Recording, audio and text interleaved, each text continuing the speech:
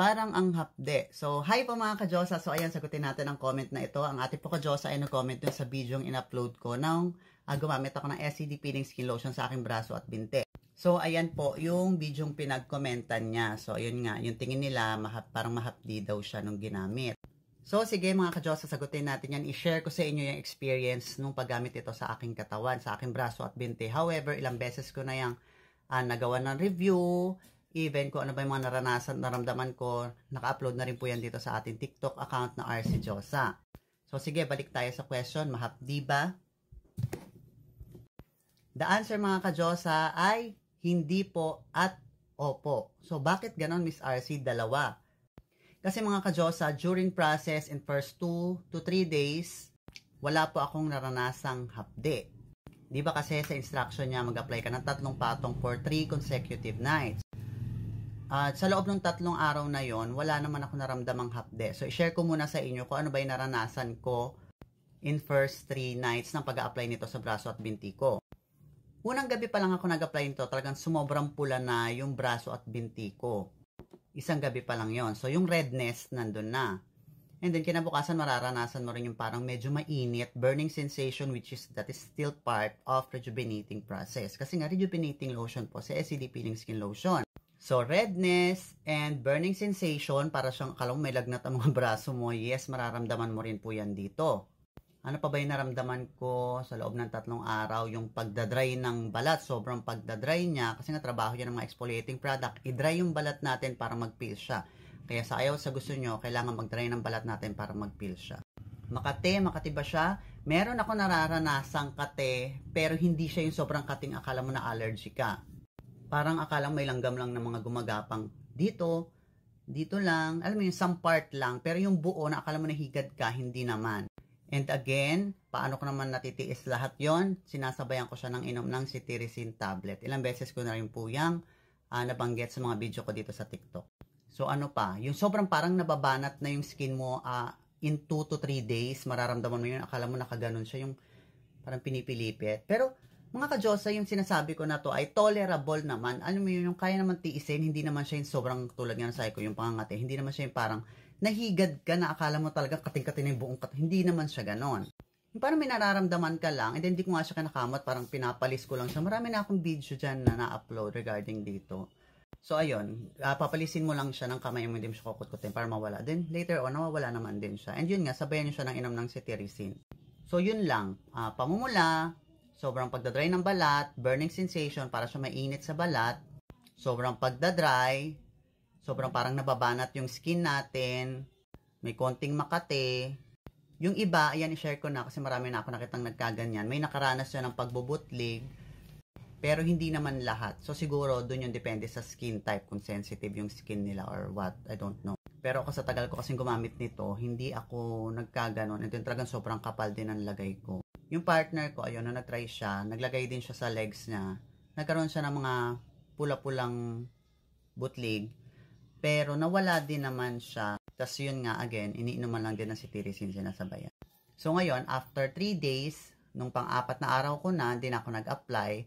Pagising ko kinabukasan, nakita ko, may mga nagpuputukan ng parte. Hindi siya lahat pa nagpipil. Parang meron lang dito, lalo na to kasi manipis, as dyan. So, ang ginawa ko, binabad ko nga siya sa tubig para lumambot siya kasi gusto ko na siyang ipil. Kasi mas madaling ipil yun, mapipil mo yun ng buo kapag malambot siya, kaya dati babad mo sa tubig. So, yun. Doon naman tayo sa after niyang magbalat. Ano naman yung mararamdaman mo after magbalat? After niya magbalat, syempre pag inihila mo siya, honestly, super satisfying. Sobrang sarap sa pakiramdam, parang nakahinga yung skin mo. Kasi nga, di ba, sobrang tight niya na, sobrang higpit ng balat mo, sobrang dry. After mo siya ibabad sa tubig, on my 4th day, lumambot na yung dry skin, ang sarap niya, parang nakahinga yung balat mo after mo siyang tanggalin. So ayan, natapos na, nagbalat na siya. Ano naman yung mga possible naming maranasan, Miss RC? Based po sa experience, ilang beses ko na po yung na-try, kung i-visit yung TikTok account ko, maraming beses ko na po yung nasubukan sa mukha ko, sa braso ko, sa katawan ko. After niyang magbalat, dun ako nakaramdam ng may pagkamahapdi. Kasi, parang na-renew na yung skin mo, and yun nga, kaya hindi tayo advisable na gumamit ng mga whitening lotion, whitening soap after magbalat kasi na-renew yung skin natin, natanggal yung top layer ng skin, na-peel na siya. So, parang baby skin na ulit yung skin natin. Kung papansin, para siyang pinkish na mapula-pula, ganon. And yes, it takes 2 to 3 weeks bago siya bumalik ulit sa dati. And then, pag nawala na nga yung redness niya, dun mo makikita yung pagkaputi ng balat mo. And also, after nung malalaking pagbabalat na yon, magkakaroon ulit yan ng maaligas-gas naman siya. Para siyang maaligas-gas, hindi pa siya ganyan. Para siyang maaligas-gas na, yun pala, yung micro-peeling. So, 2 beses tayo magpipil. After nung malaki, makakaranas ka pa ng parang mga kalikaliskis. So, ayun yung Makati, yung micro-peeling. Ayun, as in Makati yun. Ayan, talagang sinasabi ko sa inyo, Makati siya. Kaya nga, inom kayo ng cetirizine talaga kahit once a day lang. And also, iniiwasan ko siyang gamutin kasi baka magsugat, syempre, di ba? Alam naman natin yun. Kailangan nating sabayan ng pag-iingat yung mga ganyan. Alam mong pwede siyang magsugat kung makakamot mo ng sobra, lalo na ng kuko natin. Kaya, syempre, para sa safety na rin natin, huwag natin masyadong kamutin. Ganun-ganun lang yung ginagawa ko. And also, after niya magbalat, yun nga, mapula pa rin siya. Tapos, meron siyang pangalawang pagbabalat, yung micro-peeling. Tapos, ayun, doon na siya mas Makati kasi nga, may micro-peeling na siya. Alam mo yung gumaganon-ganon. Yung higaan mo talagang, naku, mayat-maya siya. May mga pagbabalat-balat doon sa paligid ng higaan mo. Ano pa ba? Yun, doon na rin siya mas mahapde after niya magbalat. Pero hindi naman yung hapdi, kati na yung parang mamamatay ka. Kasi ilang beses ko na siyang na-try, mabuhay naman ako. And also, hindi naman ako nagkakasugat-sugat kasi nag-iingat din ako.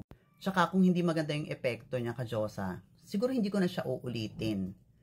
Pumalpak na rin ako nung una, nakailang try na ako, hanggang sa nag-success na ako, malalaki ko na siya palagi na pagbabala. Talagang, wala, hahanapin mo rin talaga yung epekto niya once na makabisado mo yung paggamit. So, halos yun lang naman yung mga naranasan ko. And then after 2 to 3 weeks, unti-unti, nawawala na rin yung mga skin irritation niya, nawawala na yung micro-peeling, nawawala na yung pagpula ng balat mo. Ayun, dun mo na siya mas na-enjoy. So, ayan na siya nung 3 weeks ko. Ganyan na yung itsura niya, wala na yung redness, wala na yung pagka-dry ng skin. So, ayan na, healthy na siya, glowing na, hindi na siya makate. Wala na, as in na wala na. Bumalik na siya sa dati and mas glowing na siya tingnan. Parang pino na yung pores ng skin mo. Medyo talagang during process, andyan naman po yan sa taas ng aking TikTok account. Nakapin po yan dyan lahat para at least aware po kayo. Panoorin na lang po natin para kahit papaano, before tayong gumamit, meron po tayong alam dun sa product na gagamitin natin. And 1 out of 10, sa result, 1 out of 10, siguro 11 ako. Pero dun sa skin reaction, siguro 1 out of 10, 9 lang. Kasi nga, yung 1% para dun sa skin irritation na pagdadaanan natin during process. So, yun lang naman siguro. So, hindi talaga siya advisable dun sa masiselan, sa skin reaction, walang pasensya or tiyaga sa paggamit. Gawa ng, syempre, meron nga siyang 2 to 3 weeks na healing process or downtime after nating magbalat. Maganda yung epekto ng product sa skin, pero pag-isipan nyo pa rin para at least aware kayo kung okay ba sa inyo yung ganon. Then, kung hindi po tayo prepared sa may mga skin irritation na ayaw natin ng may downtime, pwede po tayong dumirekta dito sa ating SCD Bleaching Lotion. This is a whitening lotion moisturizing with SPF 15 na po siya. Ito po, pwede natin siyang gamitin umaga at gabi. Wala siyang skin irritation kasi hindi naman po siya rejuvenating lotion. And yes, super bango nito. So, pwede po kayong dumirect na lang dito kung ayaw nyo po ng mga peeling product. So, yun lang mga ka-Diyosa. Hopefully, nakatulong ang video na to sa'yo. Para at least, before tayong gumamit, meron tayong alam. So, yun lang mga ka-Diyosa and have a great day po. Bye-bye!